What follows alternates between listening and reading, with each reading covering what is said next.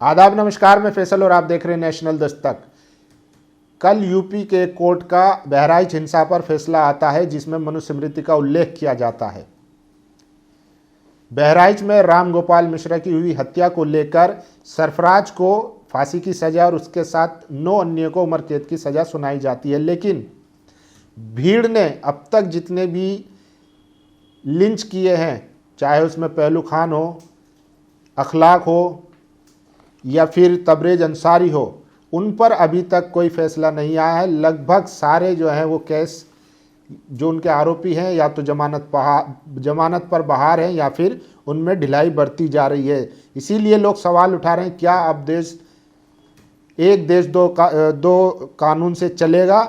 और जिस तरीके से बहराइच हिंसा मामले में जज साहब ने जो मनुस्मृति का उल्लेख किया है, वो कहीं ना कहीं चिंता का विषय है। और सोचिए, अब बिहार के नवादा में एक और लिंचिंग हुई है, लेकिन इसकी खबर तक नहीं बनी है। और सोचिए, खबर मैं आपको बता देता हूँ, मॉब लिंचिंग की खबरें अब आम हो चुकी है। किसी मुसलमान की जान की कीमत अब संवेदनाओं के अलावा कुछ नहीं रह गया है। बिहार के नवादा से भी एक भयावह मॉब लिंचिंग की घटना सामने आई है। मुस्लिम कपड़ा व्यापारी मोहम्मद अतहर हुसैन 40 साल को भीड़ ने बेरहमी से पीटा, गर्म लोहे से दागा और उनकी उंगलियां तोड़ दी।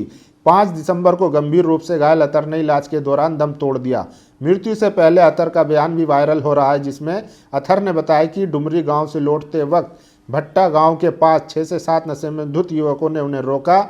नाम पूछा, जैसे ही उसने अपना नाम मोहम्मद अतहर हुसैन बताया, भीड़ ने पीटना शुरू कर दिया। उनके पैसे लूट लिए गए। मुस्लिम होने की पुष्टि के लिए निजी अंगों की तलाशी ली गई। उन्हें कमरे में घसीटा गया, शरीर पर पेट्रोल डाला गया और गर्म लोहे की रोड से हाथ, पैर और उंगलियों को दागा गया। उनकी उंगलियां तोड़ी गई और प्लास से कान काटने की कोशिश भी की गई। पुलिस कार्रवाई रोह थाना प्रभारी रंजन कुमार के अनुसार एफआईआर दर्ज की गई और अब तक 4 आरोपियों को सोनू कुमार, रंजन कुमार, सचिन कुमार और श्री कुमार को गिरफ्तार किया जा चुका है। स्थानीय लोगों ने आरोप लगाया कि पहले भी ऐसे मामलों में कार्रवाई धीमी रही है और अपराधियों का हौसला बढ़ता जा रहा है। आप सोचिए, मॉब लिंचिंग पर सुप्रीम कोर्ट ने गाइडलाइन दी थी कि राज्य सरकारों को इस पर कानून बनाना चाहिए, लेकिन क्या हुआ? अभी तक कितना कानून बना?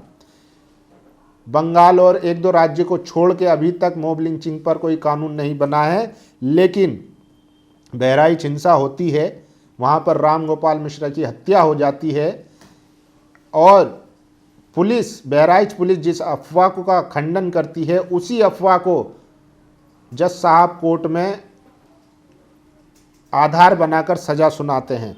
आप सोचिए कि कितना खतरनाक है कि आज अदालतों पर भी ऐसे जजेज हैं जो मनु को मानते हैं, मनुस्मृति से देश चलाना चाहते हैं। बिहार के नवादा में मोहम्मद अतहर हुसैन की नृशंस हत्या कर दी गई। हत्या से पहले उनकी पैंट उतार कर ये देखा गया कि वह मुस्लिम है या नहीं, फिर उन्हें गर्म रोड से। तो ये सबसे ज़्यादा खबर वायरल है। और सोचिए, क्या अब जज साहब इस पर क्या कहेंगे, ये भी देखना ज़रूरी है। और देखिए, सोचिए, यूपी सरकार जो है वो अखलाक लिंचिंग केस में जो आरोपी है उस केस को वापस लेना चाहती है और तर्क दिया है कि इससे सांप्रदायिक सद्भाव जो है वो बढ़ेगा। सांप्रदायिक सद्भाव के ताने बाने को बचाने के लिए ये केस वापस लेना जरूरी है। कोर्ट ने पूछा था, क्या 302 के केस में, यानी कि हत्या में भी केस वापस लिया जा सकता है? उस पर यूपी सरकार का जवाब सुनकर आप हैरान रह जाएंगे। वहीं दूसरी तरफ जो निचली अदालत है वो मनुस्मृति का उल्लेख करती है, तब सजा देती है। तो इसलिए जितने भी SC ST OBC माइनॉरिटी है, जिनको लगता है अभी तक कि वो महफूज हैं या बच जाएंगे, मुसलमानों के बाद अगला नंबर उन्हीं का है।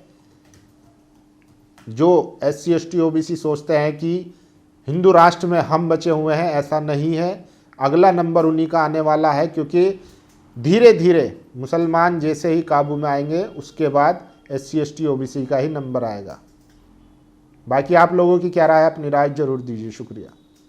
नेशनल दस्तक की आपसे गुजारिश है कि अगर इसको बचाना चाहते हैं तो नेशनल दस्तक को सब्सक्राइब करने के लिए रेड कलर के सब्सक्राइब बटन को दबाएं, फिर बेल आइकन की घंटी दबाएं। नेशनल दस्तक को बचाने के लिए बहुत जरूरी है कि हर खबर को शेयर करें, लाइक करें, कमेंट जरूर करें।